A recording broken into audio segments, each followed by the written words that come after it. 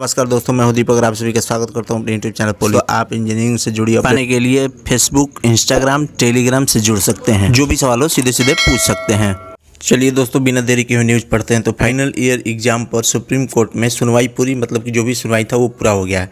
फैसला सुरक्षित, जाने अपडेट, मतलब कि फैसला भी सुरक्षित रख लिया गया है सुप्रीम कोर्ट की तरफ से, और उसका अपडेट जान लेते हैं दोस्तों। तो संजय शर्मा, नई दिल्ली, 18 अगस्त का ये न्यूज़ है, मतलब कल के शाम का, देर शाम। कल इसलिए मैं अपलोड नहीं किया क्योंकि फाइनल रिजल्ट सबसे लास्ट में आया, तो सोचा कि फाइनल रिजल्ट ही डायरेक्ट आपको बताते हैं। तो ग्रेजुएशन की फाइनल ईयर की परीक्षा कराने के यूजीसी के फैसले को चुनौती देने वाली याचिकाओं पर सुप्रीम कोर्ट ने फैसला सुरक्षित रखा है। इस बहस में महाराष्ट्र सरकार पर राजनीति करने की बात भी आई। आइए जाने पूरी यूजीसी की क्या दलील दी थी, मतलब कि पूरी प्रक्रिया को जान लेते हैं। थोड़ा सा वीडियो लंबा होगा क्योंकि इसमें बहुत सी सारी बातें बताई जा चुकी हैं सुप्रीम कोर्ट में। तो चलिए पूरी न्यूज़ को जान लेते हैं। यूनिवर्सिटी की फाइनल ईयर की परीक्षा कराने के यूजीसी के फैसले को चुनौती देने वाली याचिकाओं पर मंगलवार को देर तक सुप्रीम कोर्ट में सुनवाई चली। मतलब मंगलवार को देर तक यूजीसी के गाइडलाइंस पर सुनवाई चलता रहा। सुनवाई के बाद कोर्ट ने फैसला सुरक्षित रख लिया। बता दें कि 30 सितंबर को यूजीसी ने परीक्षा की तारीख तय की थी। मतलब कि इस सुनवाई के बाद सुप्रीम कोर्ट ने अपने जो भी फैसला था उसको सुरक्षित रख लिया है, और इसमें ये था कि 30 सितंबर तक यूजीसी ने परीक्षा कराने को कहा था। सुप्रीम कोर्ट में ग्रेजुएशन के अंतिम वर्ष की परीक्षा के मामले में आज दिन भर सुनवाई चली। सुनवाई के दौरान यूजीसी ने महाराष्ट्र सरकार के फैसले पर सवाल उठाया।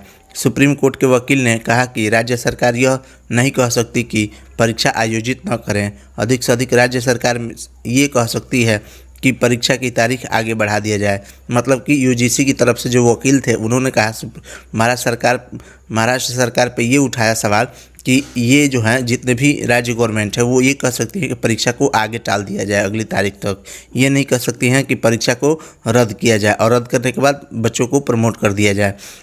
ये ऐसा यूजीसी के वकील ने कहा है। ठीक है, फिर आगे देख लेते हैं। कोर्ट में यूजीसी के वकील ने महाराष्ट्र सरकार पर राजनीति करने का आरोप लगाया।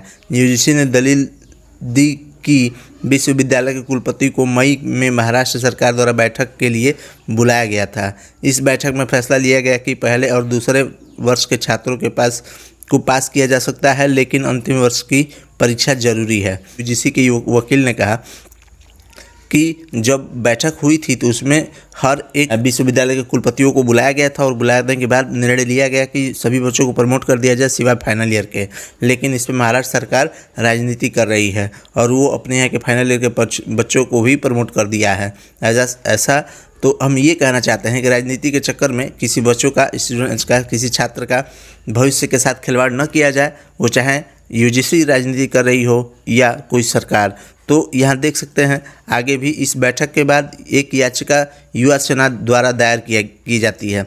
मतलब कि इस बैठक के बाद जो बैठक हुआ था यूजीसी के द्वारा कुलपतियों के साथ, उस बैठक के बाद एक युवा सेना के द्वारा याचिका दायर की गई थी, जिसकी अध्यक्षता महाराष्ट्र के मुख्यमंत्री के बेटे ने की।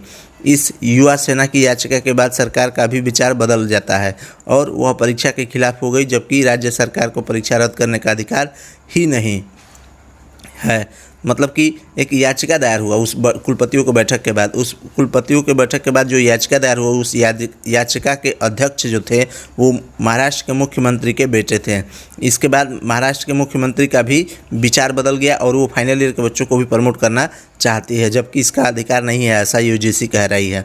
यूजीसी के वकील की तरफ से दलील दी गई थी कि महाराष्ट्र राज्य लोक सेवा परीक्षा सितंबर में आयोजित की जा रही है, जिसमें 2,20,000 से अधिक छात्रों को शामिल होने का अनुमान है, जबकि महाराष्ट्र सरकार के विश्वविद्यालयों में कुल 10 लाख छात्र हैं। केवल लगभग 2.5 लाख छात्र अंतिम वर्ष के हैं। अगर राज्य लोक सेवा परीक्षा आयोजित की जा सकती है तो अंतिम वर्ष विश्वविद्यालय क्यों नहीं। फिर यहाँ देख लीजिए, आगे भी है कि बता दें कि इससे पहले केंद्र सरकार ने भी आरोप लगाया था कि महाराष्ट्र सरकार द्वारा परीक्षा रद्द करने के फैसले के पीछे राजनीति की वजह है। अब देखिए, महाराष्ट्र सरकार जो है वो चूँकि बीजेपी की नहीं है, तो बीजेपी केंद्र में है, तो केंद्र ने यह आरोप लगाया कि महाराष्ट्र सरकार इस पे राजनीति कर रही है। यूजीसी की ओर से परीक्षा टालने की याचिका पर मंगलवार को सुप्रीम कोर्ट में जस्टिस अशोक भूषण की अगुवाई वाली बेंच में सुनवाई हुई। कोर्ट ने इस मामले में सरकार से पूछा कि क्या यूजीसी के आदेश और निर्देश के में सरकार दखल दे सकती है। मतलब कि यूजीसी के वकील ने पूछा कि क्या जो भी यूजीसी अपनी गाइडलाइंस दायर की थी उस गाइडलाइंस में राज्य सरकार या केंद्र सरकार दाखिल दे सकती है, मतलब कि उसको चेंज कर सकती है, बदल सकती है। तो इसके अलावा सुनवाई करते हुए सुप्रीम कोर्ट ने टिप्पणी की कि छात्रों का हित किसमें है ये छात्र नहीं तय कर सकते। इसके लिए वैधानिक संस्था है, छात्र ये सब तय करने के काबिल नहीं है। मतलब कि सुप्रीम कोर्ट के जज साहब ने कहा कि छात्र ये तय नहीं कर सकते कि छात्र का भविष्य किस में है, एग्ज़ाम हो कि एग्ज़ाम ना हो। इसके लिए एक संस्था तय की गई है, उस संस्था तय करने के काबिल संस्था ही तय करेगा कि एग्ज़ाम होगा कि नहीं। इसके लिए छात्र काबिल नहीं है। सरकार बस दो ही काम कर सकती है, अव्वल तो परीक्षा कराने में खुद अक्षम बताते हुए हाथ खड़े कर दें या फिर पिछली परीक्षा के नतीजे के आधार पर रिजल्ट घोषित कर दें। यह हमारा सरकार ने कोर्ट में कह दिया है कि आज तारीख में परीक्षा कराना मुमकिन नहीं है। इस पर कोर्ट ने कहा कि क्या सरकार ये कह सकती है कि बिना परीक्षा के सबको पास कर किया जाएगा। अगर हम ये मान लें तो किसी को तो कोई दिक्कत तो नहीं होगी। मतलब कि सुप्रीम कोर्ट ने कहा कि अगर सरकार कह सकती है कि पास कर दिया जाए, प्रमोट कर दिया जाए, तो क्या हम मान लें इस पर किसी को दिक्कत तो नहीं होगी। तो याचिकाकर्ता की ओर से सीनियर एडवोकेट DK दत्तार ने कहा कि यूजीसी ने 6 जुलाई को परीक्षा का फरमान जारी करने से पहले विश्वविद्यालयों में से कोई बातचीत नहीं की है। इस मामले में पहले ही महाराष्ट्र सरकार ने कोर्ट को बता दिया था कि 13 जुलाई को स्टेट डिजास्टर मैनेजमेंट अथॉरिटी ने प्रस्ताव पास किया कि परीक्षा ना कराई जाए। मतलब कि एक वकील ने बताया कि वरिष्ठ वकील ने कि जो 6 जुलाई को बैठक हुई थी यूजीसी के द्वारा, उसमें किसी भी विश्वविद्यालय के कुलपति को नहीं बुलाया गया था और उसमें जो है कि अपने मन से ये सब जो भी गाइडलाइंस है पारित कर दिया गया। लेकिन 13 जुलाई को स्टेट डिजास्टर मैनेजमेंट अथॉरिटी ने प्रस्ताव किया कि परीक्षा न कराई जाए। यह बता दें कि यूजीसी द्वारा ग्रेजुएशन 3rd ईयर के एग्ज़ाम 30 सितंबर तक कराने का आदेश देने के मामले में ये सुनवाई हो रही है।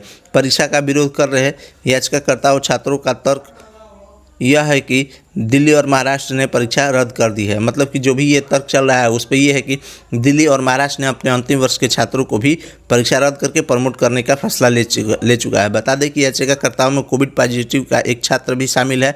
उसने कहा कि ऐसे में कई अंतिम वर्ष के छात्र ऐसे हैं जो या तो खुद या उनके परिवार का कोई सदस्य कोविड का पॉजिटिव है।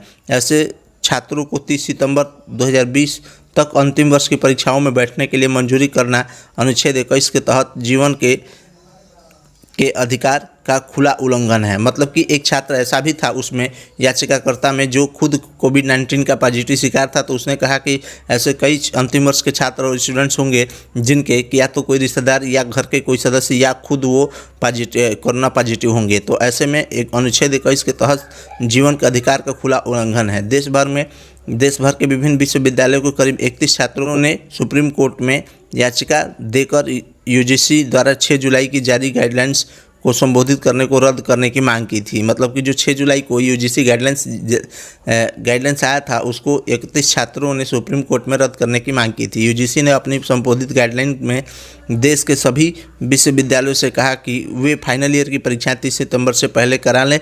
छात्रों ने अपनी याचिका में मांग की कि फाइनल ईयर की परीक्षाएं रद्द होनी चाहिए और छात्रों का रिजल्ट उनके पूर्व के प्रदर्शन के आधार पर जारी कर देना चाहिए। मतलब जितने भी स्टूडेंट्स हैं 31 स्टूडेंट जो याचिका दायर किए थे उन्होंने कहा कि तो सुप्रीम कोर्ट को फाइनल ईयर की ये जो भी यूजीसी की गाइडलाइंस है उसको रद्द कर देना चाहिए। रद्द करने के बाद छात्रों के हित किसमें है उसमें देख करके और उसकी स्थिति निर्धारित कर देनी चाहिए तथा जो भी पूर्व की स्थितियां निर्धारित थी उसी के आधार पे उनको प्रमोट कर देना चाहिए। तो दोस्तों सुप्रीम कोर्ट ने फैसला सुरक्षित रख लिया। देखिए फैसला कब सुनाती है। जैसे फैसला सुनाएगी मैं अपने वीडियो पर जरूर अपलोड करूंगा। तब तक इस वीडियो में इतना ही दोस्तों। जय हिंद, वंदे मातरम।